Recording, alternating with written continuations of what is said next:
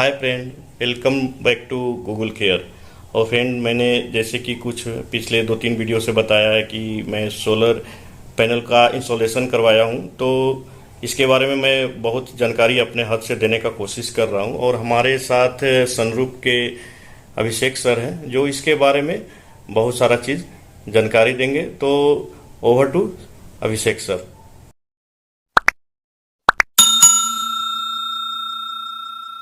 तो sir, welcome. Thank you. और बहुत बहुत धन्यवाद आपका।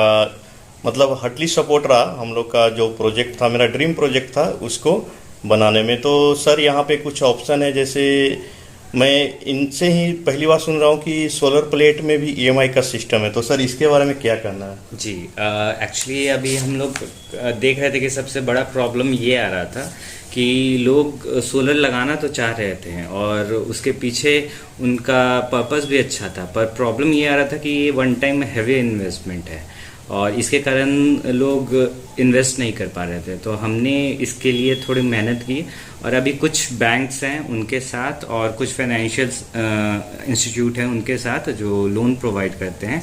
तो आप पूरे प्रोजेक्ट को आप ईएमआई में भी कन्वर्ट कर सकते हैं।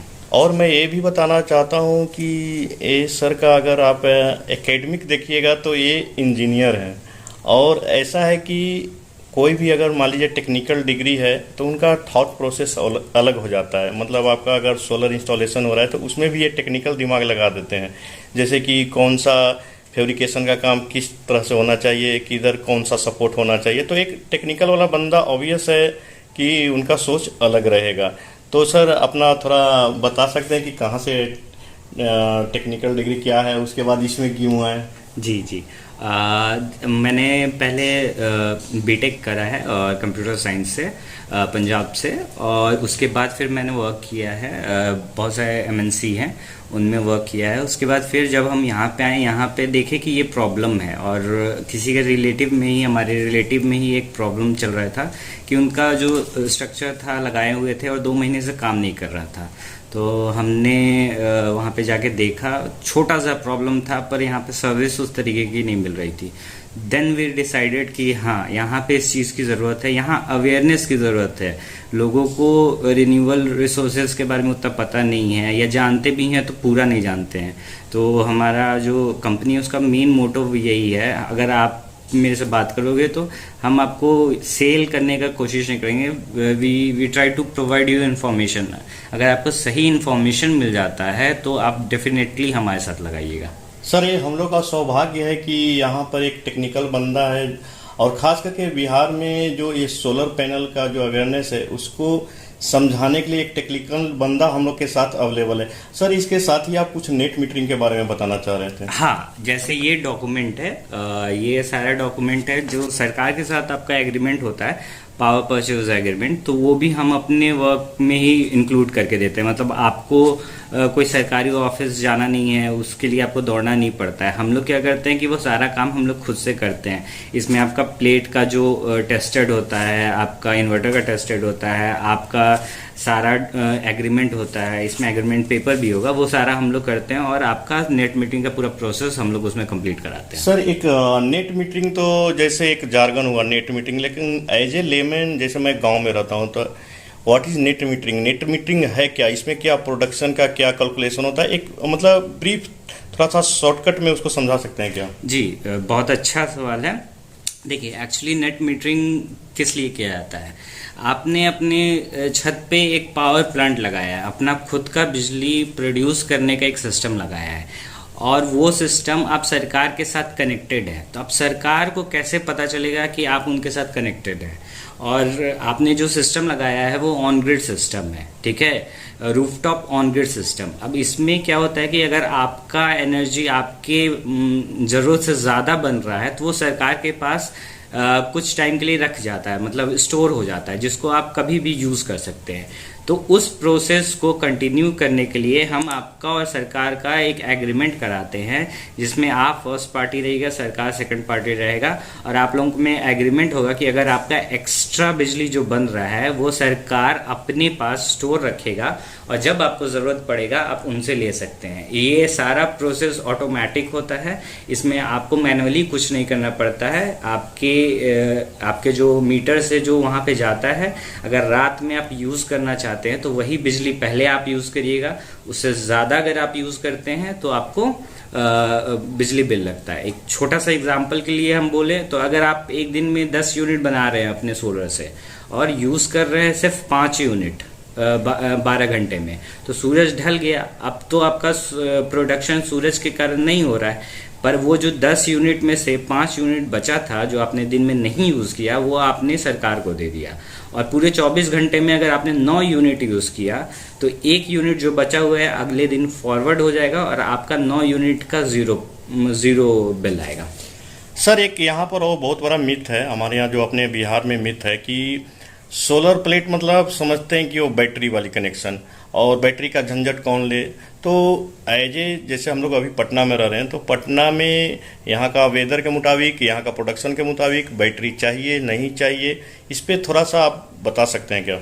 जी बिल्कुल बिल्कुल। देखिए, हम लोग रहते हैं अर्बन एरिया, सिटी एरिया में, और पटना के आसपास जितना इलाका है जहाँ पे बिजली की समस्या नहीं है, जहाँ बिजली कटता नहीं है, वहाँ आपको बैटरी वाला सिस्टम बिल्कुल लगाने की ज़रूरत नहीं है। वहाँ पे वही सिस्टम लगाइए जो आपने लगाया है ऑन ग्रिड सिस्टम, जिसके लिए हम नेट मीटरिंग का प्रोसेस करते हैं। इस सिस्टम में क्या होता है, आपका बैटरी का कोई ज़रूरत नहीं पड़ता है, ठीक है। बैटरी उसी जगह ज़रूरत पड़ता है जहाँ पे आपका बिजली का समस्या हो। अब आपका पटना में तो 1 घंटे भी बिजली नहीं कट रहा है, तो आप बैटरी का क्या यूज़ कीजिएगा? आपका बैटरी चार्ज होगा और चार्ज रहेगा, वो कभी यूज़ में नहीं आएगा। तो इसलिए यहाँ बिना बैटरी का सिस्टम यूज़ कीजिए, वो सस्ता पड़ता है, उस पर गवर्नमेंट के तरफ से सब्सिडीज रहता है और वो आपका ज़्यादा बेनिफिट देगा, ज़्यादा रिटर्न ऑफ इन्वेस्टमेंट देगा जल्दी। हाँ फ्रेंड, मैं इसमें एक लाइन ऐड करना चाह रहा हूँ कि अगर मान लीजिए हम लोग जो बैटरी लगाते हैं एसिड बैटरी, तो उसमें उसका चार्जिंग का रोटेशन होना बहुत ज़रूरी होता है। जैसे सर बताएं कि अगर आप यहाँ पर बैटरी यूज़ कर रहे हो और आपका कंज्यूम ही नहीं हो रहा है, तो 10 का 10 पड़ा रहेगा, जिससे वो बैटरी का सेल बैठ सकता है। तो सर मैं आपसे थोड़ा सा और जानकारी लेना चाहता हूँ कि जैसे अभी पटना के मार्केट में कितने टाइप का प्लेट अवेलेबल है और कौन सा मतलब हम लोग के लिए बेनिफिशियल है? जी देखिए, पटना के मार्केट में या ऑल ओवर वर्ल्ड में अभी जो मेन फेमस प्लेट्स है वो 4 तरह के हैं। आपका polycrystalline, monocrystalline perc, monocrystalline half cut और बाइफेशियल। और हमारे हिसाब से अभी सबसे अच्छा जो चल रहा है वो मोनोक्रिस्टलाइन हाफ कट चल रहा है, जो कि अभी लेटेस्ट भी है और ज़्यादा उसमें आपको फ़ायदा भी होता है। पॉलीक्रिस्टलाइन बेस प्लेट है, वो पुराना प्लेट है, वो पुराना टेक्नोलॉजी है, वो ऐसे जगहों पे लगाया जाता है जहाँ बड़ा आपका सिस्टम लगे, मतलब मोर देन 100 किलोवाट का, ताकि वो बजट फ्रेंडली हो। लेकिन एज ए इंडिविजुअल घर पे लगा रहे हैं तो मोनोक्रिस्टलाइन प्लेट लगाएं। यस बिल्कुल, क्योंकि जो पॉलीक्रिस्टलाइन रहता है उसका एफिशिएंसी कम होती है, तो उसका जनरेशन जो कम होता है, तो जिसके चलते आपको जो रिक्वायरमेंट है, मान लीजिए आप 1 किलोवाट का प्रोडक्शन चाहते हैं तो उसके लिए आपको ज़्यादा प्लेट लगाना पड़ेगा, जिसके चलते ज़्यादा स्पेस होगा।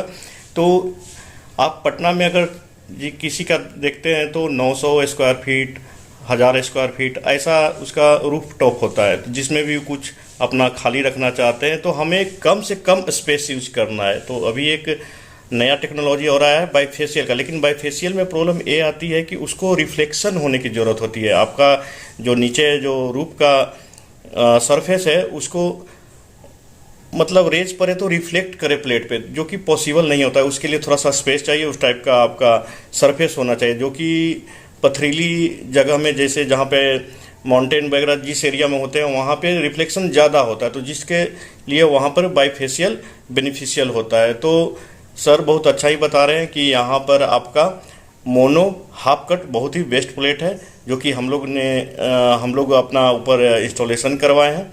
सर और कुछ आप इन्फॉर्मेशन देना चाहते हैं?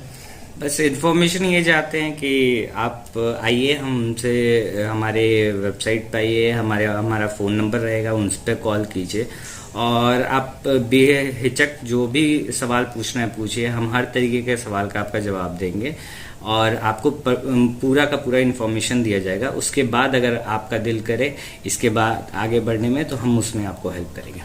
और एक और सर प्रॉब्लम आती है कि यहाँ पर इफ़िशियंसी लोग कहते हैं बाद में कम जाता है, तो उसके बारे में जैसे साफ सफाई का क्या टिप होना चाहिए, उसके बारे में कुछ बता सकते हैं क्या? जी बिल्कुल, जैसे ही हम लोग इंस्टॉलेशन कंप्लीट करते हैं, हम लोग इसके क्लीनिंग का भी आपको सारा इन्फॉर्मेशन उसी में प्रोवाइड करते हैं। इसका क्लीनिंग ज़रूरी नहीं है हर दिन आप करें, 15 दिन के बीच में भी कर सकते हैं, पर ध्यान ये रखा जाता है कि उसको शाम में या रात में उसको करें, ठीक है, नहीं तो प्लेट्स को हार्म पहुंचता है जिसके कारण एफिशिएंसी कम हो जाता है। और दूसरा शाम और रात में करने का सर मेरे मुताबिक ये भी एक रीज़न हो सकता है कि जैसे दिन भर तो उसमें प्रोडक्शन होता रहता है, तो हो सकता है कि उससे इलेक्ट्रिकल हैफाजार्ड हो सके, उससे कुछ वोल्टेज लीकिंग हो तो जिसके चलते शॉर्ट भी लग सकता है आदमी को। इसलिए भी एक मतलब मेरे मुताबिक एडवाइसेबल है कि जैसे आप साफ कर रहे हो तो उसका वाटर है जो उस पर स्पिल होके कहीं आपको शॉर्ट ना लगे, इसलिए एक ये भी अच्छा है कि शाम या रात में करें जिस समय उसका प्लेट का प्रोडक्शन जनरेशन बंद रहता है।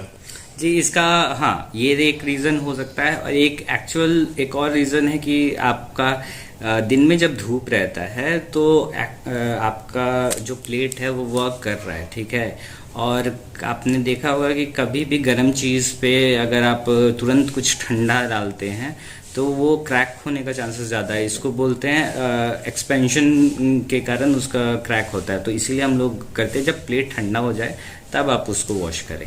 फ्रेंड यही होता है, यही एक टेक्निकल बंदा और एक लेमन के बीच में बात करने का, देखिए मतलब थिंक बियॉन्ड द लाइन, ये इनका सोचने का तरीका है। तो चलिए आपको कुछ भी इसके बारे में सपोर्ट चाहिए तो सर का मैं एड्रेस और मैं कॉन्टेक्ट नंबर दे दूंगा जिससे कि आप इनको अप्रोच कर सकते हैं, आप बेहिचक इंस्टॉल कर सकते हैं। तो मिलते हैं हम लोग नेक्स्ट वीडियो में, तब तक आप अपना ख्याल रखिएगा और स्विच टू सोलर।